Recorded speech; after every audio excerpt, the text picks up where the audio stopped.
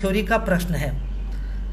बहुत लोगों को पता भी होगा और अच्छे से पता होगा कि पॉलिटिकल थ्योरी को लेकर बड़े प्रकार के या तो संशय रहे हैं या भ्रम रहे हैं या किसी प्रकार की कोई जिसे हम कह लें बहुत क्लैरिटी नहीं रही है whether it is passing through a very strong stage at the moment or is there some kind of weakness or some kind of you can say anything lacking in the study of political theory. इसीलिए देखिए विषय भी सामने उभर कर आया है कि ये किसी ने कहा कि ये डिक्लाइन हुआ है, इसका इस राजनीतिक सिद्धांत का राजनीतिक चिंतन का डिक्लाइन हुआ है। किसी ने कहा कि नहीं ये संभल गया है, किसी ने कहा कि नहीं ये बिल्कुल ठीक ठाक चल रहा है। So there are various streams of thought which we come across while we discuss the political theory. अच्छा, अब देखिए इससे पहले मैं आगे बात करूं, यहां पर एक हम लोग के सामने एक और प्रश्न आता है कि is there any correlationship between the political theory and political philosophy. क्या राजनीतिक सिद्धांत और राजनीतिक चिंतन के मध्य कोई संबंध है? तो ये हम सब जानते हैं कि संबंध तो है ही, because both are under the discipline of political science. लेकिन क्या हम इसको ओवरलैपिंगली यूज कर सकते हैं? ये भी एक इसके ऊपर बड़ा विचार विमर्श बड़ा मंथन हो चुका है। ये कुछ लोगों ने कहा कि नहीं both are very different from each other. किसी ने कहा political philosophy is perhaps the core part of political science. राजनीतिक शास्त्र का सबसे जिसे हम कोर या इंटीग्रल पार्ट कह सकते हैं वो है पॉलिटिकल फिलॉसफी अर्थात राजनीतिक दर्शन, या उसको हम राजनीतिक चिंतन के नाम से भी उसको कहते हैं। लेकिन political philosophy is the most commonly word used when we talk in this respect. तो कुछ लोगों ने ऐसा माना कि बड़ा महत्वपूर्ण है, इसके बिना हम विषय को नहीं समझ सकते। दूसरा वो है कि जहां पर कुछ लोगों ने कहा ने political theory is wider than political philosophy, जहां पर कुछ लोगों के रिजर्वेशंस हैं कि ठीक है political philosophy is important but political theory is no less important.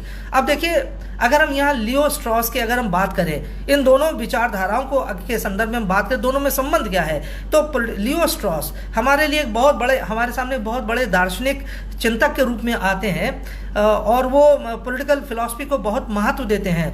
उन्होंने कहा कि चाहे हम पॉलिटिकल थ्योरी कहें चाहे पॉलिटिकल फिलॉसफी कहें, एक राजनीति शास्त्र के विद्यार्थी के लिए दोनों चीज में पारंगत होना आवश्यक है। लेकिन before a student becomes a political theorist he is first of all a political philosopher. अर्थात बिना राजनीतिक दर्शन के बिना दार्शनिक शक्ति के, यानी राजनीति शास्त्र में जो एक दर्शन की शक्ति है, एक दर्शन का जो तत्व है पुट है, उसको बिना जाने हम राजनीतिक सिद्धांत का हम अन्वेषण या गवेषण नहीं कर सकते हैं। और एक प्रकार से लियो स्ट्रॉस ने राजनीतिक दर्शन को एक हाई पेडिस्टल पर रखा है as compare to political theory. उन्होंने कहा लियो स्ट्रॉस ने व्हाट इज पॉलिटिकल फिलॉसफी, ये उनकी 1957 की पुस्तक थी व्हाट इज पॉलिटिकल फिलॉसफी। इस पुस्तक में उन्होंने स्पष्ट किया है कि that perhaps no one can take the place of Socrates और प्लेटो और अरिस्टोटल। ये जो प्राचीन जो यूनानी जो दार्शनिक हमारे जो हुए हैं, जिनको हम जानते, इतना हम लोग पढ़ते, इनको पढ़ के हम लोग पले और बढ़े हैं, उनका स्थान कोई भी नहीं ले सकता। वो इतने महान विचारक हैं, इतने महान दार्शनिक हैं कि एक सामान्य राजनीतिक सिद्धांतकार उसका स्थान नहीं ले सकता है। उन्होंने एग्जाम्पल दिया कि बहुत सारे इस प्रकार के सिद्धांतकार हुए हैं पहले के समय में, जैसे ग्राम वेलेस के बारे में बात करें जिसको लियो स्ट्रॉस से बात कहा, बहुत से चार्ल्स मेरियम है, ग्राम वेलेस हैं, C.E.G. कैटलिन है। इन्होंने कहा these people they are intellectuals and they are political theorist but they are not political philosophers. उन्होंने कहा जो राजनीतिक जो दार्शनिक होता है उसका स्थान बहुत ऊंचा होता है और इसलिए उसको ये कह पाना कि सभी राजनीतिक दार्शनिक राजनीतिक सिद्धांतकार हो जाएंगे ऐसा वो संभव नहीं मानते। लेकिन फिर भी उनका ये मानना है कि प्रत्येक राजनीतिक विद्यार्थी का, पॉलिटिकल साइंस के एवरी स्टूडेंट का ये दायित्व बनता है कि वो ये ना सोचे कि वो पॉलिटिकल फिलॉसफी या पॉलिटिकल फिलॉसफर नहीं बन सकता है इसलिए उसको पॉलिटिकल फिलॉसफी का अध्ययन नहीं करना चाहिए। This should not be a part of his thinking. Rather, he should try to delve as deep as possible into the annals of political philosophy as much as possible. Simply the thought that he cannot excel or that he cannot equal the ancient greats such as Socrates or Plato or Aristotle should not be a reason for his quitting political philosophy. तो एक बहुत उन्होंने सशक्त तर्क ये प्रस्तुत किया है कि हमें दोनों का अंतर जहाँ जहां कुछ लोग कहते हैं कि दोनों में अंतर है, कुछ लोग कहते हैं दोनों में कोई विशेष अंतर नहीं है, और कुछ लोग कहते हैं दोनों में संभवतः कोई अंतर नहीं है। उन्होंने कहा, लियो स्ट्रॉस ने, इस विषय में बहुत ज्यादा अपने आप को परेशान करने की जरूरत नहीं है, क्योंकि जो एक राजनीति शास्त्र का विद्यार्थी होगा उसको दर्शन का भी अच्छा जानकार होना चाहिए और सिद्धांतकार भी अच्छा होना चाहिए, लेकिन वो सिद्धांतकार को राजनीतिक दार्शनिक के ऊपर स्थान देने को तैयार नहीं है। ये लियो स्ट्रॉस का ये स्पष्ट मानना है। लेकिन लियो स्ट्रॉस का एक ये भी मानना है कि that the area of political philosopher can be limited. राजनीतिक दार्शनिक का जो दायरा है, जो एरिया ऑफ स्टडी होता है, it could be limited. For example, उन्होंने जैसे प्लेटो ने जो बात किया, उन्होंने आइडियल स्टेट के बारे में बात किया, राज्य के संदर्भ में बात किया, आइडियल स्टेट क्या है, फिलोसफर रूलर क्या है, आइडियल एजुकेशन क्या होगी, अर्थात राज के संदर्भ में राज उनका कोर विषय है। इसी तरह अरस्तु ने भी कुछ रियलिस्ट पॉलिटिक्स के संदर्भ में या प्रैग्मेटिक पॉलिटिक्स के संदर्भ में भी बात किया। स्टेट को उन्होंने केंद्र में रखा, दोनों विचारकों ने। लेकिन लियो स्ट्रॉस कहते हैं एक सिद्धांतकार जो होता है, एक राजनीतिक सिद्धांतकार जो होता है, हिज एरिया में be wider as compare to political philosopher. यानी एक पॉलिटिकल थ्योरिस्ट होगा, कोई जरूरी नहीं एक ही मुद्दे के बारे में बात करे, राज्य के बारे में बात करे, वो राज्य के अतिरिक्त अन्य तत्वों के बारे में भी बात कर सकता है। उसने कहा 20वीं शताब्दी में, in the 20th century perhaps this has been the trend, कि where the political theorists, while they were talking about the state and everything, for example, Garner only limited his study only until the state, up to the state। लेकिन उन्होंने कहा कि ऐसे भी राजनीतिक सिद्धांतकार हुए जो राज का अध्ययन के साथ साथ अन्य अनेक विषयों का अध्ययन किया है। इसलिए देखिए, हमें थोड़ा सा इसको गहराई में समझना होगा। लियो स्ट्रॉस जब बात करते हैं पॉलिटिकल थ्योरी और पॉलिटिकल फिलॉसफी के बारे में, कि that political philosophy is the core of the political science. बिना राजनीतिक दर्शन का अध्ययन किए हम ना राजनीतिक सिद्धांत को समझ सकते हैं और ना हम व्यापक रूप से राजनीति शास्त्र को समझ सकते हैं। So this is his submission with regard to the difference or the correlation between these two important aspects of political science. अब देखिए, अब इसके बाद जब हम बात करते हैं कि लियो स्ट्रॉस की, जैसे हम बात कर रहे थे, उन्होंने इसके ऊपर बहुत बड़ा सवाल उठाया है। Is political theory passing through a stage of crisis? क्या ये जो राजनीतिक सिद्धांत है ये एक संकट के दौर से गुजर रहा है? इन्होंने कहा yes, it is passing through the stage of crisis. उन्होंने कहा जो 20वीं शताब्दी में बहुत ऐसे इस प्रकार के डेवलपमेंट्स हुए हैं जिसको देखकर हमको लगता है कि हाँ, राजनीतिक सिद्धांत के साथ कुछ बड़ी अप्रत्याशित घटनाएं घट रही हैं। लेकिन केवल यही नहीं है, he is not the only one. अभी इनके बारे में और बात करते हैं। इनके साथ साथ अन्य विचारक भी हैं जिन्होंने इस बात को कहा। फॉर एग्जाम्पल, पीटर लैसलेट, उनकी पुस्तक है फिलॉसफी, पॉलिटिक्स एंड सोसाइटी। ये उन्होंने 1956 में किताब लिखी थी, philosophy, politics and society. It's a work of Peter Laslett. 1956 में उन्होंने ये पुस्तक लिखी थी। उन्होंने कहा कि by the way, political science is almost dead, political philosophy is almost dead. Anyway, political philosophy is almost dead, यानी उन्होंने इसको मृत डिक्लेयर कर दिया। ये 1956 की बात है। हम अभी आपसे लियो स्ट्रॉस के बारे में बात कर रहे थे, लेकिन यहाँ पर थोड़ा सा विषयांतर हुआ है कि जब पीटर लैसलेट ने कहा कि political philosophy is no more in existence. और क्या उन्होंने कहा, अपनी पुस्तक में क्या लिखा उन्होंने कहा when we flip through the pages of journals, अर्थात जब हम जर्नल्स के हम पन्ने पलटते हैं, जब पॉलिटिकल साइंस के जर्नल्स को हम पन्ने पलटते हैं, तब हम देखते हैं कि उसमें जो दशा या दुर्दशा राजनीतिक दर्शन की देखने को मिलती है। उन्होंने कहा इन जर्नल्स को देखने के बाद ऐसा प्रतीत होता है कि मानो उस जर्नल के एडिटर ने केवल नाम मात्र के कुछ पॉलिटिकल फिलॉसफी या पॉलिटिकल थ्योरी पर या इन जनरल पॉलिटिकल साइंस के कुछ लेखों को उसने पब्लिश कर दिया है। It is perhaps just in the namesake that the editor of that journal has published certain articles just as a matter of routine, केवल बस नाम मात्र के लिए, just for the namesake.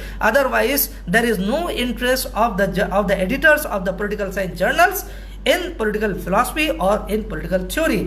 और इसीलिए उन्होंने ही कहा कि ऐसा देख के लगता है कि इसका ये बिल्कुल ये एकदम अपने मृत अवस्था की ओर जा रही है, यह वस्तुतः हो चुकी है। इसी तरह से जब एडिटर के बारे में बात करते हैं, वो उसमें जो कंट्रीब्यूटर्स होते हैं उन्होंने कहा जो लोग उसमें इसमें जर्नल में अपने लेख प्रकाशित कराते हैं, he was a very tall figure, Peter Laslett, he is a great political theorist. और उन्होंने कहा जब मैं देखता हूं जर्नल्स को तो एक दूसरी स्थिति और देखने को मिलती है कि जो उसमें जो कंट्रीब्यूटर्स होते हैं उनको देख के, उनके आर्टिकल्स को ऐसा देख के लगता है कि ऐसा प्रतीत हो रहा है कि केवल पॉलिटिकल साइंस चूंकि एक उनकी एक उस डिसिप्लिन को बिलोंग करते हैं, जैसे तैसे उसमें एक आर्टिकल उन्होंने लिख दिया।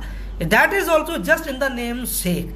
तो यानी राजनीति जो उसमें आर्टिकल लिख रहे हैं पॉलिटिकल साइंस जर्नल में, उनकी भी स्थिति वही है, मजबूरी में लिख रहे हैं, और साथ साथ जो पॉलिटिकल साइंस का एडिटर है, जर्नल का एडिटर, वो भी उसी मजबूरी से लिख रहा है। उसने कहा this is a very very discouraging situation. इतनी हतोत्साहित मैं हो जाता हूँ, इतना निराश हो जाता हूँ, डिप्रेस हो जाता हूँ, और इसी वजह से मैंने इसमें एक ओबिट्यूरी लिख दिया, अर्थात इसमें एक शोक संदेश अर्थात मृत्यु संदेश लिख दिया।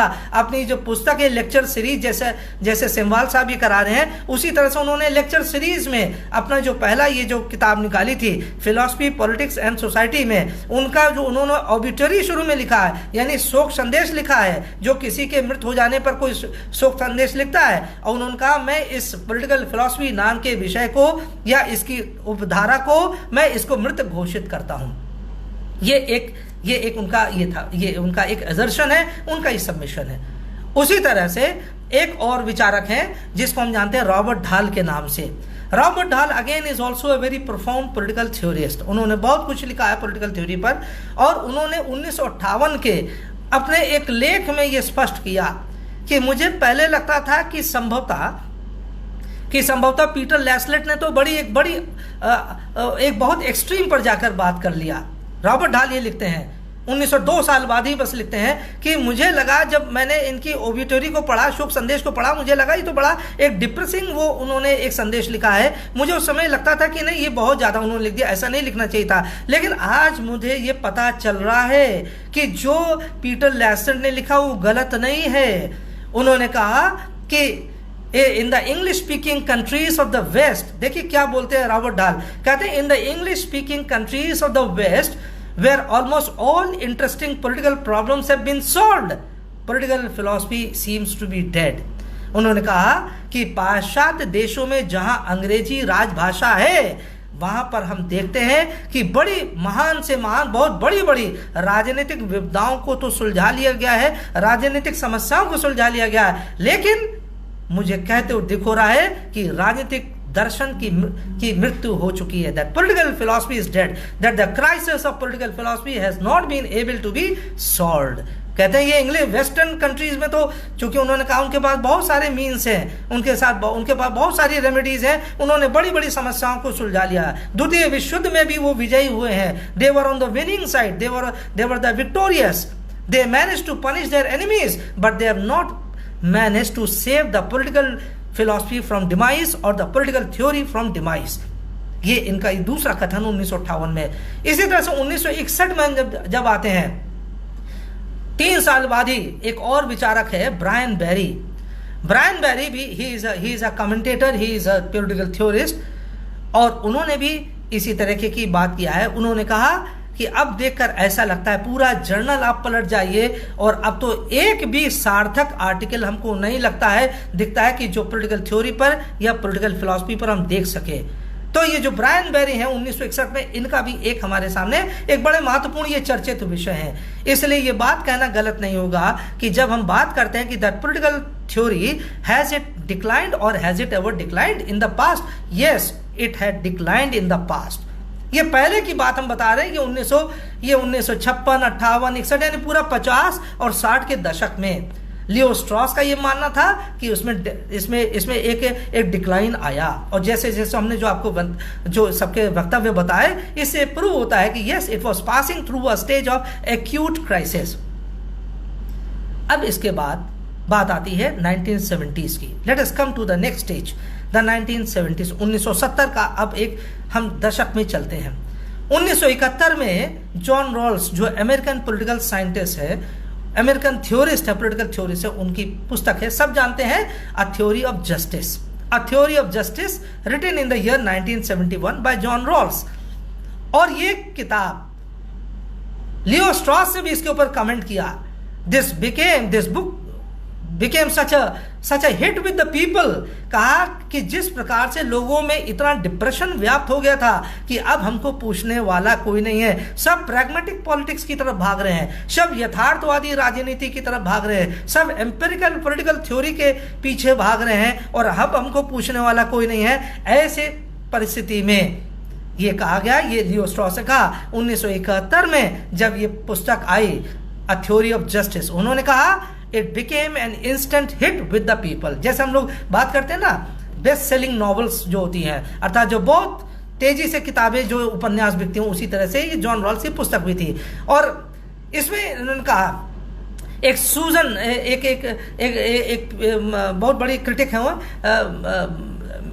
पूरा देखिए नाम नहीं याद है लेकिन उनका जो आगे का नाम है सूजन है, वो अमेरिकन है। उन्होंने कहा कि ये पुस्तक इतनी ज़्यादा बिकी कि it became something like an epidemic, अर्थात ये एक पॉजिटिव सेंस में लिखा। उन्होंने कहा एक प्रकार से इतनी तेजी से बिकी कि ये एक एपिडेमिक यानी महामारी तो नहीं कहना चाहिए, लेकिन हाँ पॉजिटिव सेंस में कहा जिस प्रकार से इतना तेजी से इन्फेक्शन ये फैलता जाता है जैसा आजकल हम देख रहे हैं। लेकिन उन्होंने कहा it was an academic infection, अर्थात ये एक ये विद्वत जगत का एक इन्फेक्शन था, अर्थात एक बौद्धिक जगत का, या आप कह लीजिए कि एक बहुत तेजी से ये एपिडेमिक फैला। तो यानी इसलिए उन्होंने ये कहा गया कि अब कम से कम पॉलिटिकल फिलोसफर्स को, पॉलिटिकल थ्योरिस्ट को, या जो सामान्य पॉलिटिकल साइंटिस्ट है उन्हें इस बात का लेमेंटेशन नहीं करना चाहिए, because John Rawls change the entire narrative, he change the entire paradigm of political science. उन्होंने ही reestablish, he brought in once again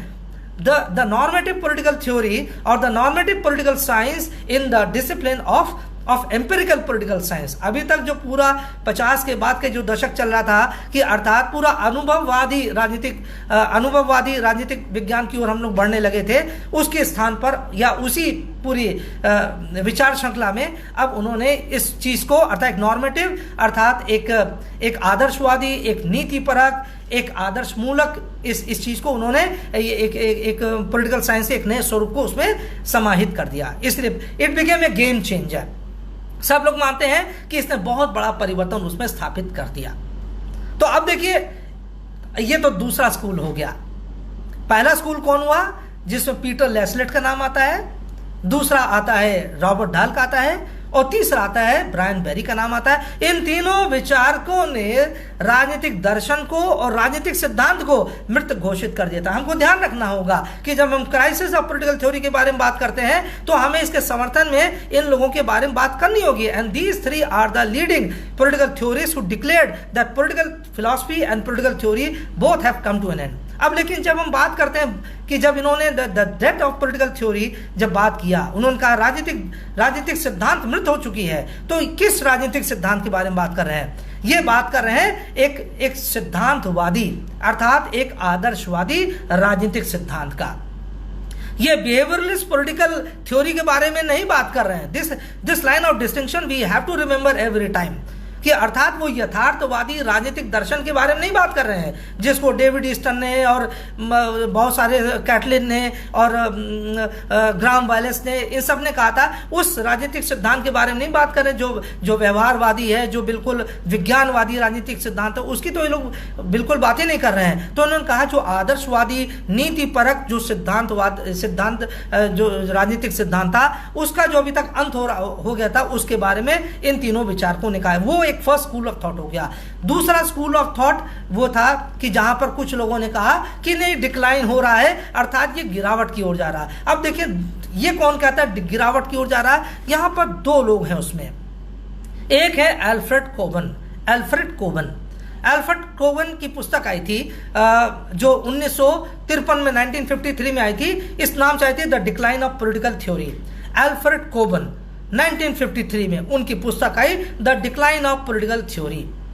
और इस पॉलिटिकल थ्योरी में उन्होंने डिक्लाइन शब्द का प्रयोग किया है। He did not use the word the death of political theory. उन्होंने राजनीतिक सिद्धांत के मृत्यु के बारे में बात नहीं किया। कि वो मृत हो चुका, बल्कि वो डिक्लाइन हो रहा है, वो पराभव की ओर जा रहा है, वो डिके हो रहा है, वो डिसइंटीग्रेट हो रहा है, वो डीजेनरेट हो रहा है, अर्थात उसका धीरे धीरे पराभव हो रहा है, धीरे धीरे वो क्षय की ओर, नाश की ओर बढ़ रहा है, लेकिन वो नष्ट नहीं हुआ पूर्ण रूप से। इसलिए एल्फ्रेड कॉबन ने इसमें कुछ बड़ी महत्वपूर्ण बातें इसमें कही हैं, और यही इसके मुख्य ये एक विचारक हैं। कॉमन के साथ साथ लियो स्ट्रॉस ने भी कहा था, हाँ इसमें डिक्लाइन हुआ, जिसके बारे में भी हमने आपसे कुछ बताया। तो ये दूसरा स्कूल ऑफ थॉट है जो कहता है कि मृत नहीं हुई है, लेकिन हाँ इसमें बड़ा तेजी से इसका ह्रास हुआ है, पराभव हुआ है। अब तीसरा राजनीतिक जो स्कूल ऑफ थॉट है वो कहता है कि no, it is not dead, नहीं ये मृत नहीं है, ये it has not phased out, ये है और ये हमेशा रहेगा। और ये कहने वालों में लियो स्ट्रॉस है। लियो स्ट्रॉस ने उसके संकट के बारे में बात तो किया है, लेकिन उसने कहा कि पॉलिटिकल फिलॉसफी और political theory is not made of an ordinary metal. राजनीतिक दर्शन कहें या राजनीतिक सिद्धांत कहें, ये किसी सामान्य मिट्टी के नहीं बने हैं, ये किसी सामान्य सांचे में गढ़ के नहीं बनाए गए हैं। इसको महान राजनीतिक दार्शनिकों ने हजारों वर्ष पहले ही गढ़ दिया था, और ऐसे राजनीतिक दर्शन जिसको आज लगभग 2500 वर्ष बाद भी हम पढ़ते हैं, इसका सीधा सीधा संकेत है कि वो बहुत ही विशेष मिट्टी का, बहुत ही विशेष वस्तु का ये बना है, ये राजनीतिक दर्शन या राजनीतिक सिद्धांत, नॉर्मेटिव पॉलिटिकल थ्योरी। इसलिए it is not dead, it is very much there, it cannot be killed, it cannot be phased out, it cannot be annihilated. ये 3 प्रकार के ये तर्क हमारे सामने आते हैं। अच्छा, अब देखिए, जब हम बात करते हैं तो डिक्लाइन ऑफ पॉलिटिकल थ्योरी के और आगे बात करते हैं, तो यहां पर डेविड ईस्टन का भी नाम आता है। डेविड ईस्टन ने इसके ऊपर अपना लेख भी लिखा है। डेविड ईस्टन जो बात कहते हैं और जो लियो स्ट्रॉस कहते हैं, डिक्लाइन ऑफ पॉलिटिकल थ्योरी, लेकिन यहां थोड़ा ध्यान रखना होगा, स्ट्रॉस ने उसके एंड के बारे में बात नहीं किया है। Political philosophy, political theory is not come to an end, it is there, it will come back strongly, है ना। लेकिन जब हम यहां बात करते हैं, अभी इससे पहले डेविड ईस्टन के बारे में और बात करें, एक चीज और ध्यान रखें हम लोग, और वही कि देखिए 1960 का जो दशक था, 1960 के दशक के बाद कुछ ऐसे बड़े बड़े राजनीतिक सिद्धांतकार हमारे सामने आए। जैसे हमारे सामने एग्जाम्पल है डेनियल बेल। डेनियल बेल की पुस्तक है the end of ideology. The end of ideology अर्थात विचारधारा का अंत। एक तो ये पुस्तक थी उनकी 1962 की पुस्तक थी। दूसरी पुस्तक देखिए, उसमें एंड की बात करें, द एंड ऑफ आइडियोलॉजी। दूसरी इन्हीं की पुस्तक थी the coming of the post industrial society, 1975 में लिखा था, अ venture into social forecasting. The coming of the post industrial society and A venture into the social forecasting, ये दूसरी पुस्तक का नाम था जो उनकी बड़ी महत्वपूर्ण थी, 1975 में लिखी गई। डेनियल बेल की 2 बड़ी महत्वपूर्ण पुस्तक, और दोनों में उन्होंने स्पष्ट कर दिया कि विचारधारा का अंत हो चुका है, यानी विचारधारा का कहीं ना कहीं जुड़ाव या उसका कहीं ना कहीं लिंक होता है पॉलिटिकल थ्योरी से या पॉलिटिकल फिलॉसफी से लिंक होता है। तो जो अमेरिकन ये पॉलिटिकल साइंटिस्ट है, वो भी देखिए, ये 50 और 60 का ऐसा दशक था कि जब इतनी गहरी निराशा बैठ गई थी राजनीतिक सिद्धांतकारों में, पॉलिटिकल थ्योरिस्ट में, राजनीतिक चिंतकों में, कि हर चीज को वो, हर महत्वपूर्ण चीज को वो अंत होता हुआ देख रहे थे। इसी तरह से 1992 में भी, in the year 1992, there is another American thinker called by the name of Francis Fukuyama, और उसने क्या लिखा था, उसकी पुस्तक का नाम था द एंड ऑफ हिस्ट्री, इतिहास का अंत, द एंड ऑफ हिस्ट्री, 1992 में लिखा था। लेकिन देखिए, जो तीनों पुस्तकें हैं, इन तीनों पुस्तकों में थोड़ा थोड़ा अंतर है। फुकुयामा में तो खैर बहुत ज्यादा अंतर है। फुकुयामा जो 1992 में जो पुस्तक लिखता है द एंड ऑफ हिस्ट्री, उसने तो बताया था कि जब ये डिसइंटीग्रेशन ऑफ सोवियत यूनियन हो गया, 89 में बर्लिन वॉल गिरा दी गई, पूर्वी यूरोप में ईस्ट यूरोपियन जो गवर्नमेंट्स थी वो सब क्रम्बल होने लगी, जैसे रोमानिया में था, चेकोस्लोवाकिया में था, हंगरी में था, ये सारे देशों में, ईस्ट यूरोपियन कंट्रीज में जैसे जैसे साम्यवादी संस्थाएं समाप्त होने लगी। इसका तात्पर्य वो कहता है, इसका उसने कहा कि that was the defeat of the Soviet empire and its satellites, the defeat of the communist ideology and the victory of the American ideology or the victory of the liberal capitalist ideology। उन्होंने कहा कि जब American जो victory हो गई, जो ideological victory हुई America की, that mark the end of the history, अर्थात अब विचारधारा के बीच में कोई संघर्ष नहीं रह गया है। अभी तक पाश्चात्य देशों की विचारधारा का संघर्ष चल रहा था पूर्वी देशों के साथ, विशेष रूप से सोवियत यूनियन के साथ। सोवियत यूनियन पराजित हो गया है और अब विचारधाराओं का संघर्ष समाप्त हो गया है, इसलिए द एंड ऑफ हिस्ट्री। तो विचारधारा को वो हिस्ट्री से जोड़ते हैं। पूरा जो हिस्ट्री है, the entire history is the history of the ideological warfare. जो वो कहता है पूरा इतिहास का जो पूरा ये लंबा दौर चला 1950 से लेकर 90 तक का, ये पूरा विचारधाराओं का संघर्ष था। और अंत में इस विचारधारा का संघर्ष जब खत्म हुआ सोवियत विचारधारा के पराजय के साथ, तो हिस्ट्री ने भी अपना एक लॉजिकल अपना कोर्स कंप्लीट कर लिया। The wheel completed it's circle. पहिया पूरा अपना चक्का घूम चुका और अब वो रुक गया अपना काम करने के बाद। लेकिन जो डेनियल बेल जो लिखता है द एंड ऑफ आइडियोलॉजी 1962 की जो पुस्तक है, और इस पुस्तक में वो कहता है कि द एंड ऑफ आइडियोलॉजी, उसने कहा कि जो 19वीं और 20वीं शताब्दी में जो ग्रैंड आइडियोलॉजीज थी, जो साम्यवाद की, पूंजीवाद की, लोकतंत्रवाद की, नाजीवाद की, ये जितनी भी फिलॉसफीज थी, अब इन सारी फिलॉसफीज का या सारी विचारधाराओं का अब अंत होने जा रहा है, लगभग अंत समय आ गया है। इसीलिए उसने कहा द एंड ऑफ आइडियोलॉजी। उसने कहा ये जो सेकेंड वर्ल्ड वॉर के बाद का जो पीरियड है, इसने विचारधाराओं को अंत कर दिया। क्यों? क्योंकि अब उसी के आगे जब वो दूसरी पुस्तक लिखता है कुछ दिन बाद, कुछ सालों बाद, the coming of the post industrial society, उसने कहा कि अब जो समय आ रहा है उसको कहता है social forecasting, a venture into the social forecasting. उसने सोशल फोरकास्ट बताया, अर्थात सामाजिक उसने अनुमान लगाया, सामाजिक उसने अंदाजा लगाया आगे आने वाला समय कैसा होगा। उसने कहा अब जो आगे आने वाला समय, विचारधाराओं का महत्व समाप्त हो गया है, क्योंकि 1950 के बाद से अब साइंस और टेक्नोलॉजी ने अपनी एक गति अपनी पकड़ लिया है। पूरा हम देखते हैं पूरा ये जो न्यू मार्क्सिज्म है, पूरा जो नव मार्क्सवाद है, ये पूरा टेक्नोलॉजी के से आक्रांत है। वो बताता है जो न्यू मार्क्सिज्म है उसने पूरे इस विषय को उठाया है कि अब जो लेटेस्ट जो चैलेंज हमारे सामने है that is of the technology.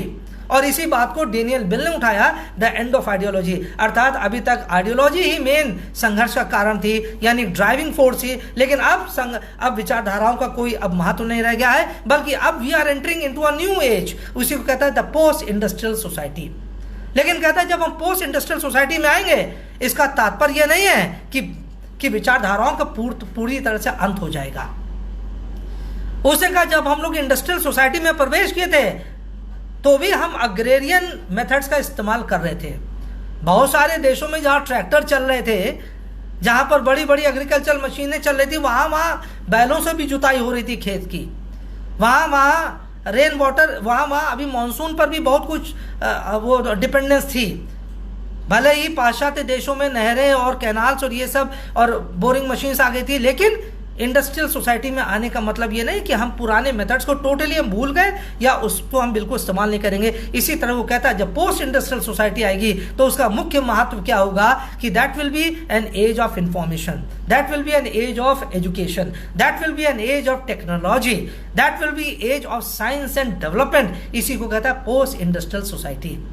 और जब पोस्ट इंडस्ट्रियल सोसाइटी कहता है, इसका मतलब है there will be a major shift from goods to services, यानी सामान के स्थान पर अब सर्विसेज यानी सेवा आधारित समाज का निर्माण होने लगेगा।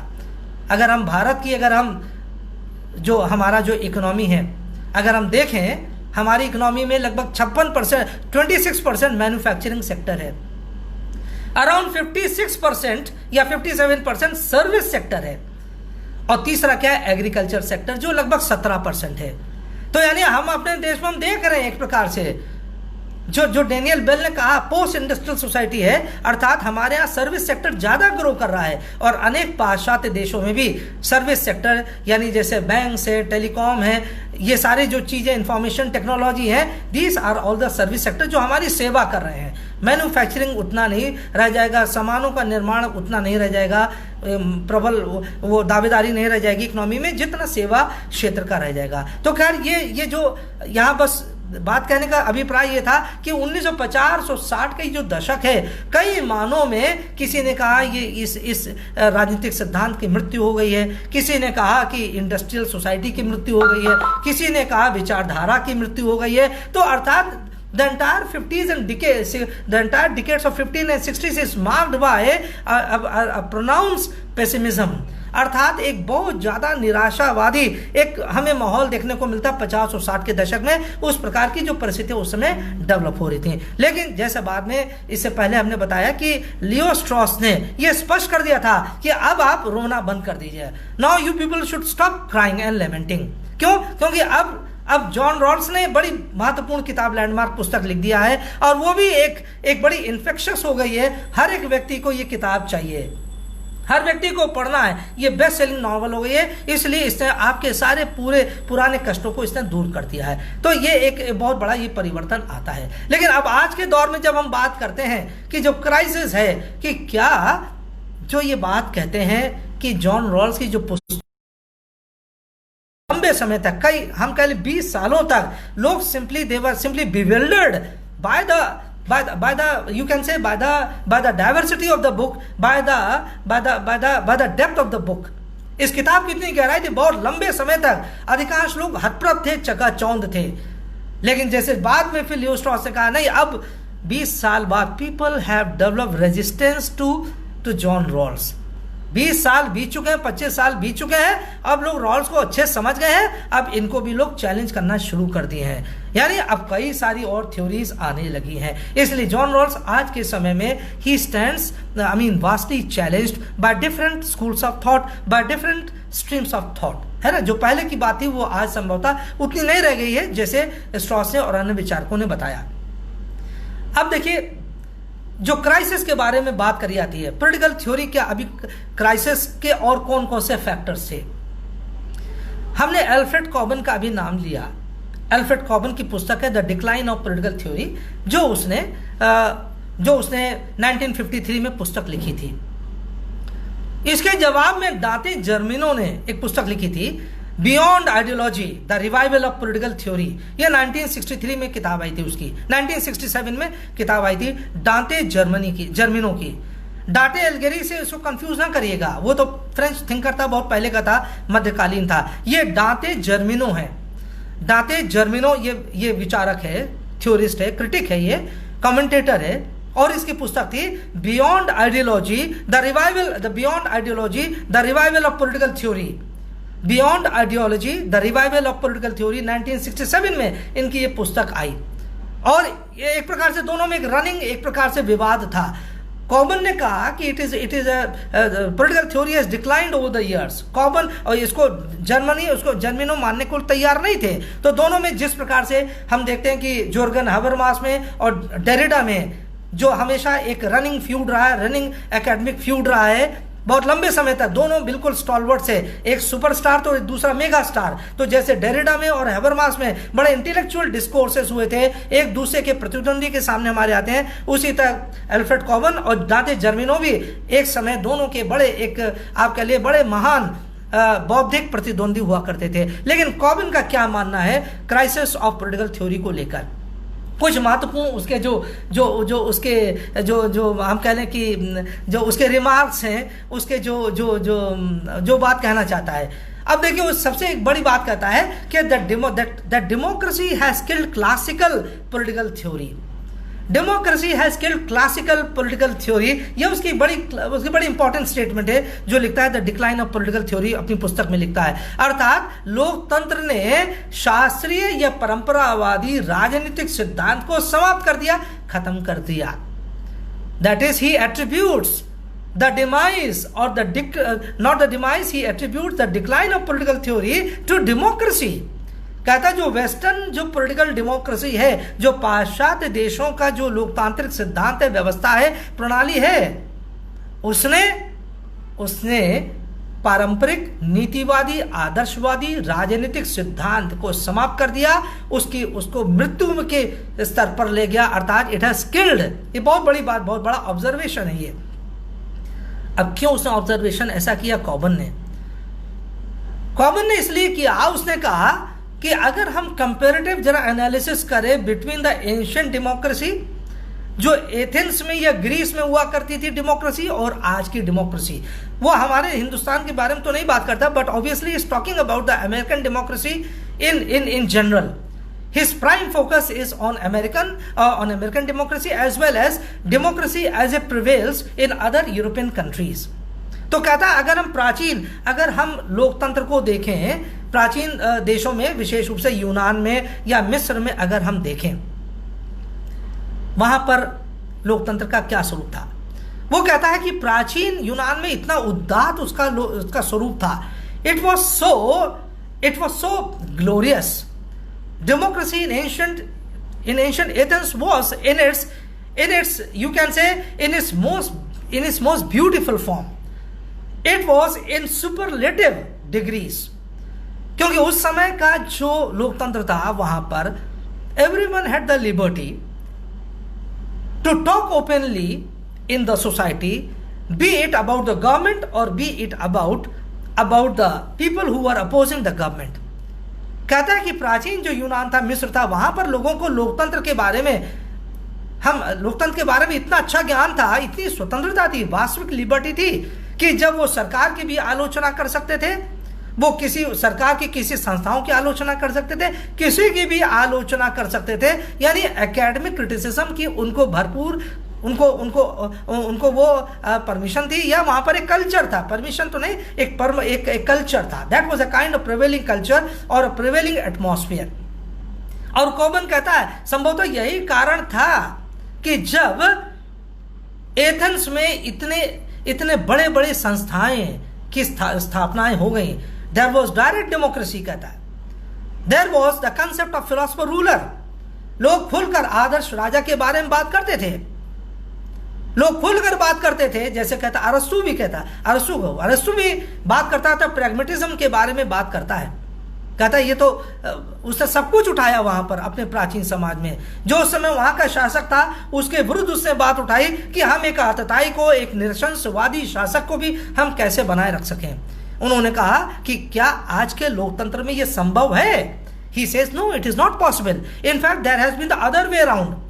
जहां प्राचीन संस्थाओं में, प्राचीन यूनान या मिस्र जो राज्य था, इतना कुछ बोलने की स्वतंत्रता हुआ करती थी, इतना एजुकेशन का इतना एडवांस फॉर्म था, लेकिन कहता आज का जो पाश्चात्य देशों का लोकतंत्र है, it is in a sleepy condition, it has become dormant. आज वो सुप्तावस्था में चला गया है। It appears that democracy has silenced the classical political theory. अर्थात बहुत बड़ी उसने ऑब्जर्वेशन किया, थोड़ा ध्यान देने की बात है। उसने कहा कि जो 20वीं शताब्दी पूरा हमने देखा, या पूरा जो इतिहास का लंबा कार्यकाल हम देख रहे हैं, इतनी बड़ी बड़ी समस्याएं, विपदाएं आ गई, लेकिन आज का जो मानव है, 20वीं शताब्दी का जो मानव है, वो आज के देशों के संकटों के बारे में बोलना नहीं चाहता। वो वैश्विक समस्याएं, उसके बारे में कोई बोलना खुलकर नहीं चाहता है। और सबसे बड़ी बात कहता है, जो पहले हमारे सामने बर्क और बेंथम ऐसे बड़े बड़े एक महामानव हुए करते थे, आदि मानव हुआ करते थे, they were stalwarts in their political philosophies. अर्थात वो राजनीतिक दर्शन के क्षेत्र में महामानव हुआ करते थे। लेकिन आज के दौर में क्या हम बर्क और बेंथम ऐसे महामानवों को देख सकते हैं? Today in fact we are passing through a stage of crisis. Today we are unable to see people of that category, people of that high caliber. हम पॉलिटिकल थ्योरी को सही रूप में कोई आकलन करने वाले को नहीं देख पाते हैं कि जिसमें इतनी उदात्त बौद्धिकता हो, इतनी उदात्त उसमें विद्वता हो, ऐसे लोगों को हम नहीं देख पाते हैं। बल्कि आधुनिक जो लोकतंत्र है वो एक सुप्तावस्था में चला गया है। लोग आज के आधुनिक लोकतंत्र में अपनी आधारभूत और साथ साथ अपनी जो सुपरफिशियल नीड्स हैं उसकी पूर्ति हो जाए। आज का सोसाइटी वो कहता है कि जैसे जैसे समाज आगे बढ़ रहा है, क्योंकि उसने अपने समाज में टेक्निकल एडवांसमेंट का स्वरूप देख रहा था कैसे कैसे टेक्नोलॉजी आगे बढ़ते जा रही थी, तो वो जो ऑब्जर्वेशन देता है अल्फ्रेड कोबन, और साथ साथ जो न्यू मार्क्सिस्ट अपना ऑब्जर्वेशन देते हैं, चाहे एंटोनियो ग्राम्सी दे, चाहे हर्बर्ट मार्क्यूस की जो पुस्तक है द वन डायमेंशनल मैन, यानी एक पक्षीय व्यक्ति, यानी एक प्रकार का व्यक्ति आज हमारे सामने दिख रहा है। जो कॉबन कह रहा है, कॉबन तो एक लिबरल थिंकर है, लेकिन जो एक न्यू मार्क्सिस्ट है, हर्बर्ट मार्क्यूज है, वो अपनी पुस्तक में लिखता है आज का आदमी वन डायमेंशनल हो गया, बस एक पक्ष उसको दिख रहा है अपने व्यक्तित्व में, और वो कौन सा है? बस सुखवादी हो गया है। He is only concerned about the satisfaction of his basic and superfluous needs.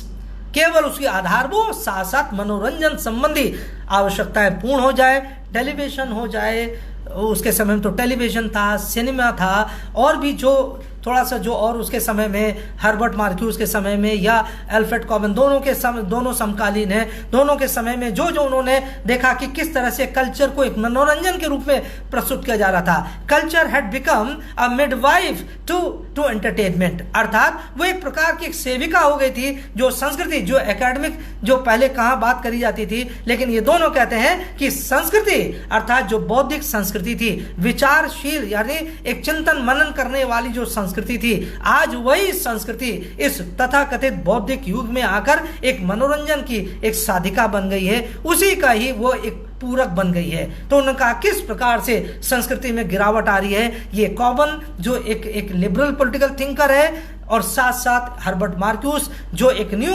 Marxist thinker है, दोनों के विचारों में कितनी हमें सामंजस्यता दोनों में दिखती है। So there is no wonder about that. तो इसलिए अल्फ्रेड कॉबन का मानना है कि the democracy, modern western democracy has virtually killed classical political theory. इनका एक ये ऑब्जर्वेशन बड़ा महत्वपूर्ण है।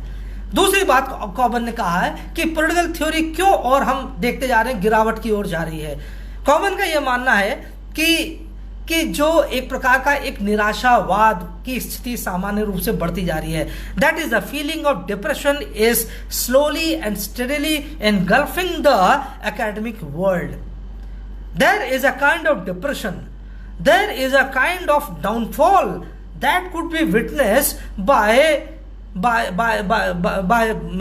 the academicians, by the students, by the teachers, by the faculty members. उन्होंने कहा only those who matter, अर्थात उन्होंने कहा सब लोग तो इसको नहीं महसूस कर सकते हैं, लेकिन वास्तव में those who matter most, जो लोग में इस प्रकार की समझने की जो तार्किक शक्ति है, वो लोग निश्चित रूप से निराशा उनको हो रही है, उनको एक तनाव एक प्रकार से आ गया है कि आज हमारा ये राजनीतिक सिद्धांत या राजनीतिक दर्शन का युग एक बीतता हुआ दिख रहा है। उसका ये कारण बताते हैं, कॉबन ने भी इसका कारण बताया है। उन्होंने कहा ये जो एम्पिरिकल पॉलिटिकल साइंस है, ये जो बिहेवियरल पॉलिटिकल साइंस है, ये जो हम लोग अध्ययन करने लगे हैं कि केस स्टडीज हो गया, इंटरव्यू टेक्निक हो गया, उन्होंने कहा कि जो पॉलिटिकल इकोनॉमी अप्रोच है, इन्होंने कहा ये सारी जो अप्रोचेस हैं, इंटरव्यू अप्रोच है, अर्थात जो एम्पिरिकल, जो मॉडर्न एम्पिरिकल ये अप्रोच है, एक मॉडर्न साइंटिफिक अप्रोच है, इसकी एक उदाहरण जो है जैसे केस स्टडी हुआ, या इंटरव्यू मेथड हुआ, या पॉलिटिकल इकोनॉमी मेथड हुआ, या और उससे पहले क्या था बिहेवियरलिज्म जो था। उन्होंने कहा कि इन्होंने जो आधुनिक जो अनुभववादी विचारधाराएं हैं या उपागम हैं, इन्होंने मनुष्य के आंतरिक जगत को बाह्य जगत से बिल्कुल डिस्कनेक्ट कर दिया। यानी जो हमारे मन में क्या है, हमारे अतीन्द्रिय मन में क्या है, हमारे सबकॉन्शियस माइंड में क्या है, हम क्या सोचते हैं as an individual, as an emotional individual, as a value based individual, as a value laden individual, हम क्या सोच रहे हैं, और बाह्य जगत में जो हमको दिख रहा है, ये मॉडर्न एम्पिरिकल पॉलिटिकल साइंस दोनों में स्पष्ट विभेद करती है।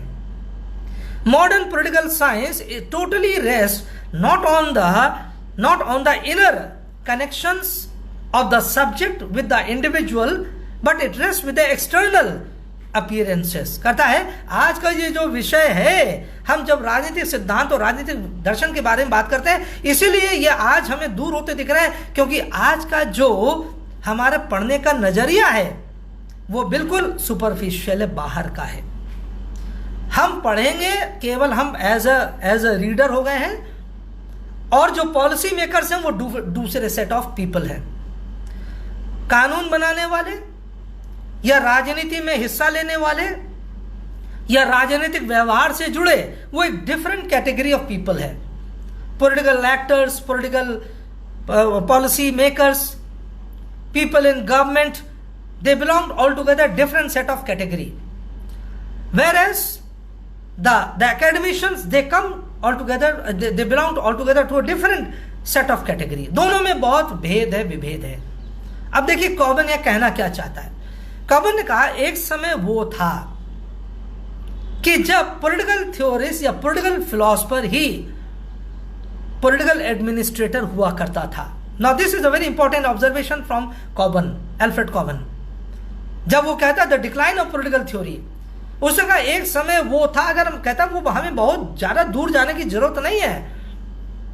We can come across several examples when there used to be a practice that those who were sermonizing, that those who were practicing certain ideology, they were in fact practicing politics as well. अर्थात जो लोग विचारधारा का पोषण करते थे, जो लोग दर्शन की व्याख्या करते थे, जो लोग सिद्धांतों के बारे में कहते थे, वही लोग राजनीतिक प्रशासक भी होते थे. और वो कहता है कि we have Plato before us as a living example. Plato स्वयं दोनों चीज था. प्लेटो राजसी खानदान का था, वो शासक वर्ग को बिलोंग करता था, लेकिन साथ साथ उसने दर्शन की चिंतन प्रणाली को कभी नहीं छोड़ा. और इसलिए उसने कहा unless philosophers become rulers and rulers become philosophers there shall be no end to human miseries. अर्थात जब तक दार्शनिक शासक नहीं होंगे और जब तक शासक दार्शनिक नहीं होंगे, तब तक लोगों की समस्याओं का, उनकी दयनीय अवस्थाओं का अंत नहीं होगा. कॉबन इसी बात को कहता है कि हम लोग दोनों में ये जो आधुनिक जो पूरी विचारधारा चलती है, वो कहता है कि जो पढ़ने वाले वो केवल पढ़ाई करें और जो शासन करने वाले वो बिल्कुल अलग रहें. इसीलिए कॉबन ने कहा दोनों चीजों में कोई तारतम्य, कोई तादात्म्य तो दिखता ही नहीं है. अगर हम अपने भारत में देश के संदर्भ बात करें तो जो आचार्य चाणक्य थे, he was both a sermonizer as well as he was a pragmatic politician as well. हम केवल उसको एडवाइजर का रोल में नहीं देखते हैं, rather he was very much knee deep involved in the domain of administration. Chandragupta Maurya के वो एडवाइजर थे. वो एक हम कह लें ही was a minister, he was a very toll person of that time. उन्होंने पूरे धनानंद डायनेस्टी का डाउनफॉल करने का जो श्रेय जाता है वो चाणक्य को जाता है. चाणक्य जो कुछ प्रीच करते थे वही प्रैक्टिस भी करते थे और अपने शिष्यों को वही बात की प्रेरणा देते थे. इसलिए वो कहता है, कॉबन कहता है आज के समाज में ये संभव है ही नहीं. और कहता है ये संभव क्यों नहीं है. कहता है because this thing has been created by the academicians themselves. Academicians are responsible for bringing about a total break between the theory and practice. हम दूसरों को क्यों देश दें, हम नेताओं और मंत्रियों को क्यों देश दें कि वो सिद्धांत की प्रैक्टिस नहीं करते हैं. हमने तो स्वयं अपने आप को अलग कर लिया है. हम स्वयं ये बताते हैं political science concerns with theories, with ideologies, with morals, with certain concepts, जबकि practical politics is very different. लेकिन कॉबन ने कहा this is a very unfortunate development. उसने कहा इसी वजह से there is a pronounce, he says, depression in academics. उन्होंने कहा हम उस चीज को अब नहीं पा रहे हैं, इसलिए हम लोग बहुत ज्यादा निराश हैं और लगता नहीं है कि अब ये पॉलिटिकल क्राइसिस जो आ गई है, ये पॉलिटिकल थ्योरी के क्षेत्र में जो क्राइसिस आ गई है वो जल्दी सुलझ पाएगी. ये ऐसा नहीं हमें प्रतीत होता है. ये कॉबन ये कहता है. तो ये तो इस बात को इस तरह से एल्फ्रेड कॉबन ने स्पष्ट किया. अब अगर हम डेविड ईस्टन को देखें, डेविड ईस्टन ने भी डिक्लाइन ऑफ पॉलिटिकल थ्योरी के बारे में बात किया. अब देखिए दोनों चीजों में बड़ा इंटरेस्टिंग है. एक तरफ एल्फ्रेड कॉबन ऐसे लोग हैं, लियो स्ट्रॉस ऐसे लोग हैं, लिप्सेट ऐसे विचारक हैं जिन्होंने राजनीतिक सिद्धांत के पतन का जो कारण था उस कारण को उन्होंने स्पष्ट किया और कहा पॉलिटिकल फिलॉसफी, पॉलिटिकल थ्योरी गायब हो रही है, वैल्यू जजमेंट्स खत्म होते जा रहे हैं हमारे अध्ययन से, मूल परक और आदर्शवाद समाप्त होता जा रहा है और इसलिए राजनीतिक सिद्धांत कहें या राजनीतिक दर्शन, दोनों पतन की ओर जा रहे हैं। एक तो स्कूल ऑफ थॉट ये हो गया। अब देखिए दूसरा स्कूल ऑफ थॉट कौन सा है, that is headed by David Easton and his colleagues such as Almond. अब देखिए डेविड ईस्टन ने भी बात किया है about the decline of political theory. David Easton ने अपने जो तमाम पुस्तकें लिखी हैं, एक पॉलिटिकल सिस्टम करके नाम की उसने पुस्तक लिखी है, a systems analysis of political life की दूसरी एक और पुस्तक है उसने लिखी है, the current meaning of behaviourism, ये उनकी एक और ये लेख है, निबंध है उनका। So he is an intellectual and he is also speaking about the decline of political theory. लेकिन यहाँ थोड़ा सा ध्यान रखने वाली बड़ी महत्वपूर्ण बात यह है कि the reasons that David Easton attributes to the weakening of political theory is quite different from the reasons that have been forwarded by thinkers like Alfred Cockburn or Leo Strauss or Lipset by these thinkers। तो दोनों के विचारधाराओं में दोनों ये कहते हैं कि हाँ राजनीतिक सिद्धांत का पतन हुआ है। कैसे, अब हम समझेंगे इसको, ये अभी तो एक चीज को समझ पाए हैं। जब हम डेविड ईस्टन के बारे में बात करते हैं कि the David Easton also says political theories in crisis, political philosophy is also in doldrums. अब यहां पर वो दूसरी बात कहता है, यहां पर वो ये बात कहता है इसलिए क्राइसिस में है because of the non empirical nature or character of the study of political science. देखिए कितना बड़ा अंतर है। डेविड ईस्टन ने कहा राजनीतिक सिद्धांत इसलिए क्राइसिस में हमें दिख रहा है क्योंकि सदियों से, फॉर वेरी लॉन्ग टाइम, लेकिन वो कहता है फॉर द लास्ट 150 ईयर्स, उसने स्पष्ट किया कार्यकाल, उसने कालखंड बताया, पिछले 150 सालों में जो हमें राजनीति शास्त्र का अध्ययन का तरीका दिख रहा है दैट इज वेरी अनफॉर्चुनेट। और अनफॉर्चुनेट कहता है, क्या कहता है, the entire study of political science or the entire study of politics as a discipline has simply boiled down to the study of values, morals and ethics। इनका रोना दूसरा है, इनकी शिकायतें दूसरी हैं। पॉलिटिकल थ्योरी क्यों नहीं अच्छी स्थिति में, अच्छी सेहत में नहीं, कहता है 150 सालों में, पिछले 150 सालों में राजनीतिक सिद्धांत का अध्ययन केवल आदर्श के आधार पर किया गया है, केवल नैतिकता के आधार पर किया गया है, केवल मूल्यों के आधार पर किया गया है, कुछ तथाकथित संस्कारों के आधार पर किया गया। कहता this is very very unfortunate, कहता ये बड़ा दुर्भाग्यपूर्ण है। वो कहता है केवल वाइल्ड इमेजिनेशन में बड़े बड़े राजनीति शास्त्रियों ने अपना समय गंवा दिया, वाइल्ड इमेजिनेशन। उन्होंने कहा कि दो विश्व युद्ध घट गए। डेविड ईस्टन क्या कहते हैं, David Easton says the humanity witness 2 big world wars. प्रथम विश्व, दूसरा विश्व युद्ध हो गया, राजनीति शास्त्रियों के आंखों के सामने घट गया। But what were these political scientist doing, simply talking about values और मॉरल्स और ethics. what at all is their contribution to saving the lives of millions of people who perished in the 2 world wars। दोनों विश्व युद्धों में जो लाखों लोग समाप्त हो गए, स्वाहा हो गए, पेरिश हो गए, उनकी जिम्मेदारी क्या ये हमारे तथाकथित राजनीतिक विद्वान लेंगे, राजनीतिक शास्त्री लेंगे? क्या वो इसी तरह मूल्यों, संस्कारों, आदर्शों की बात कहते कहते क्या लोगों की जान बचा पाए? इसलिए David Easton is very very angry at the traditional method of studying political science and therefore he is against very much all type of study of political theory or political philosophy that is totally cut off from the reality। अगर हम वास्तविक परिदृश्य से अपने आप को अलग करके कोई राजनीतिक सिद्धांत का निरूपण करते हैं तो ऐसे राजनीतिक सिद्धांत क्या होगा, केवल एक खोखले होंगे। और जैसे किसी ने, फॉस्टर ने संभवतः कहा है that mill is a spokesperson of hollow liberty.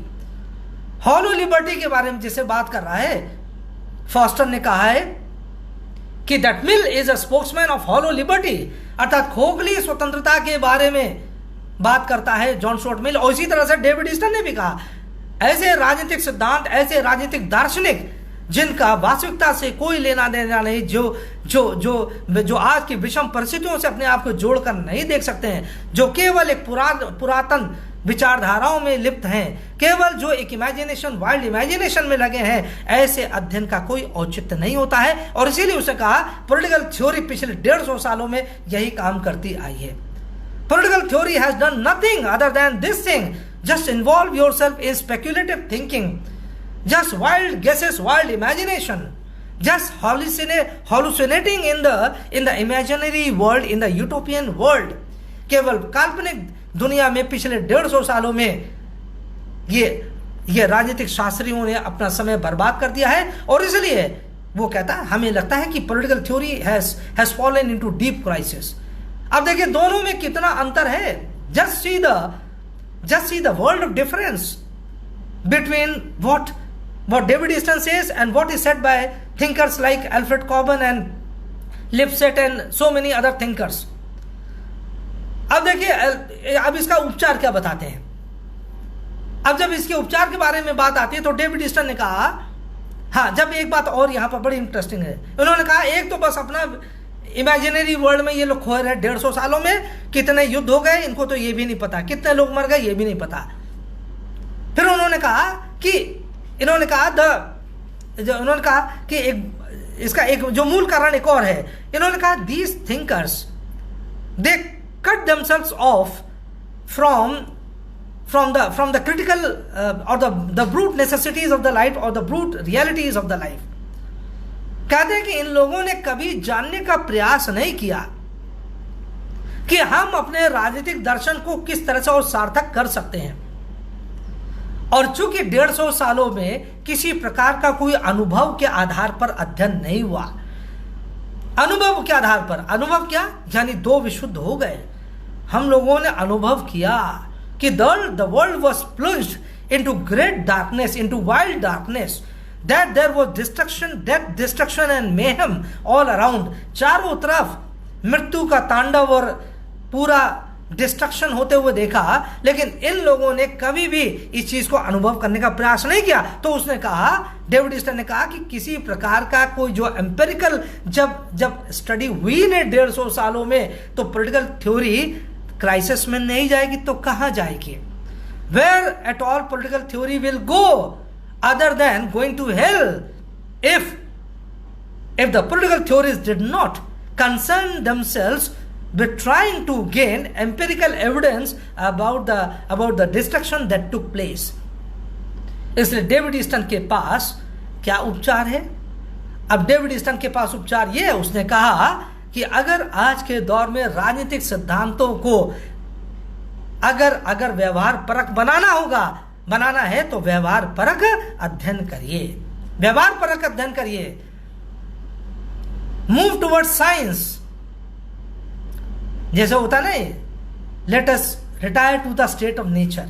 जैसे रूसो ने अपने एक लेख में कहा था, has the progress of science and arts contributed to purify और करप्ट मॉरल्स। जो एकेडमी ऑफ डिजॉन के लिए फ्रांस के विचारक रूसो ने एक बार बड़ा इंपॉर्टेंट निबंध लिखा था कि क्या विज्ञान तथा कला की प्रगति के फलस्वरूप मनुष्य के नैतिकता में उत्थान हुआ है या पतन हुआ है। तब उसने वहां पर एक कंसेप्ट दिया था, let us retire to the state of nature. हमें पुनः प्रकृति की ओर लौट चलना चाहिए, क्योंकि विज्ञान और कला की प्रगति ने मनुष्य को कुछ और नहीं दिया है बल्कि एक आडंबर पूर्ण जीवन दे दिया है। मनुष्य आज का बनावटी हो गया है, वो अपने वास्तविक मूल्य को, वास्तविक पहचान को खो चुका है। इसलिए अब हमें पुनः प्रकृति की ओर लौटना चाहिए, प्रकृति हमें सोल्यूशन देगी। तो इसी तरह डेविड ईस्टन ने भी कहा, वहां पर डेविड ईस्टन ने यह नहीं कहा let us retire to the state of nature, let us return to the Vedas, जो स्वामी दयानंद सरस्वती ने कहा था। समाज की समस्याओं से अगर सामना करना तो हमें वेदों की ओर पुनः जाना होगा। लेकिन डेविड ईस्टन ने कहा let us move towards science and technology, let us move towards empirical science. Technology के तो बारे में नहीं बोलता है, let us move towards behavioural sciences, let us move towards empirical sciences. अर्थात हमें अनुभववादी अध्ययन की ओर जाना होगा, हमें व्यवहारवादी अध्ययन की ओर जाना होगा, हमें अब अपने अध्ययन को बहुत अच्छे से बदलना होगा। हमें समझ लेना होगा अभी तक जिस प्रकार से हम अध्ययन कर रहे थे वो उससे पॉलिटिकल थ्योरी का कोई भला नहीं होने वाला, कोई लाभ नहीं होने वाला है। ये क्राइसिस में जा रही है, और क्राइसिस इसलिए जा रही है क्योंकि हम अब पॉलिटिकल थ्योरी के नाम पर केवल काल्पनिक अध्ययन कर रहे हैं, केवल इमेजिनरी स्टडी कर रहे हैं, केवल कहने के लिए मूल्यों का, आदर्शों का अध्ययन कर रहे हैं, लेकिन वास्तव में ऐसे मूल्यों का वास्तविक जीवन में कोई औचित्य नहीं होता है। इसलिए डेविड ईस्टन ने कहा अब समय आ गया है कि हमें मूल्यों और आदर्शों से पृथक होकर अपने अध्ययन करना चाहिए। इसीलिए वो कहता है वैल्यू फ्री स्टडी। बहुत बड़ा ये परिवर्तन वो लाने की बात करता है डेविड ईस्टन। उसकी जो थ्योरी है द थ्योरी ऑफ बिहेवियरलिज्म, और उसने जो इंटेलेक्चुअल फाउंडेशंस ऑफ बिहेवियरलिज्म बताया, जो 7 चरण बताए हैं उसने, जो 7 उसके तत्व बताए हैं कि अर्थात observation, regularization, verification, quantification, pure science, integration of science, इस तरह से करते हुए जो 7 उसने चरण बताए हैं कि हमें किस तरह से एम्पिरिकल हमें अध्ययन करना चाहिए, किस प्रकार से हमें अनुभववादी अध्ययन करना चाहिए, जिसको वो व्यवहारवाद का नाम देता है, उसको कहता है intellectual foundations of behaviouralism. Intellectual foundations अर्थात उसने कहा political theory is now going to be saved through an intellectual discourse, through an intellectual study. और इंटेलेक्चुअल स्टडी को कहता है इंटेलेक्चुअल फाउंडेशंस ऑफ बिहेवियरलिज्म। 7 जो उसने तत्व बताए अपने व्यवहारवादी सिद्धांत में, उसी को कहता है ये बौद्धिक अध्ययन का आधारभूत या आधारशिला यही है कि आप इस आधार पर अध्ययन करेंगे। अब व्यवहारवाद का जो कुल निचोड़ ये है, इतना समय नहीं है, जो व्यवहारवाद का जो कुल जो आशय है वो ये है कि आप अधिक से अधिक फैक्ट्स को महत्व दीजिए, तथ्यों को, फैक्ट्स को, डेटा को, स्टैटिस्टिक्स को आप अधिक से अधिक महत्व दीजिए। Forget about values, forget about ethics और आइडियल्स। अब आपको जो याद रखना है, आंकड़ों को, तथ्यों को, सत्यों को, और अगर आपकी बात में ये चीजें मिसिंग है, नहीं है, तो आपका अध्ययन निरर्थक है, आपके अध्ययन का कोई अर्थ नहीं है।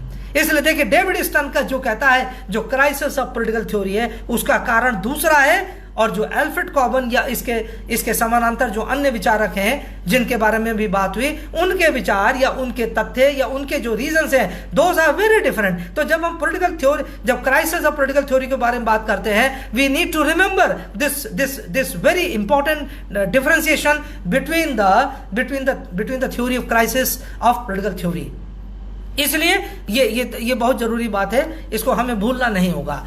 अच्छा, अब देखिए जब आगे हम बात करते हैं कि ये जो कॉबन ने जो बात कही थी, या जो और विचारकों ने, ब्रायन बेरी ने बात कही, या जो रॉबर्ट ढाल ने बात कही, इन सब ने एक बात की और बात किया, ये जो जिसे हम कह लें जो इस तरह के विचारक है, कॉबन ऐसे विचारक हैं, उन्होंने पॉजिटिविज्म को एक बहुत बड़ा कारक माना है। पॉजिटिविज्म